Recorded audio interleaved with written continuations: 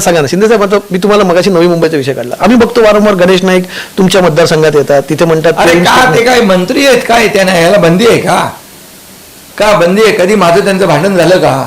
पण काय एका बैठकीत बिबट्याच्या ह्याच्यामध्ये आम्ही चर्चा केली, बिबट्याचा बंदोबस्त कसा करावा. मी स्वतः तिथे गेलो होतो, ते नंतर गेले. असं काय आहे का त्यांनी इकडे येऊ नये, मी नवी मुंबईत जाऊ नये, असं काय बंधनं थोडीच आहेत. तुम्ही त्यांची ते असं छोट्या मनाचं आपण राहू नये. शेवटी सरकारमध्ये एकत्र काम करतोय आम्ही. मी असं एक विचारू का, त्यामुळे हे सगळं बघा, आले ते एकनाथ शिंदेच्या बालेकिल्ला, एकनाथ शिंदे गेले त्यांच्या बालेकिल्ला. अरे काय बालेकिल्ला कसला आहे? हा जनतेचा बालेकिल्ला आहे, आमचा कुणाचाच नाही आहे. या जनता जनार्दनाचा बालेकिल्ला असतो. म्हणून आपण मालक नाही, आपण सेवक म्हणून काम केलं पाहिजे.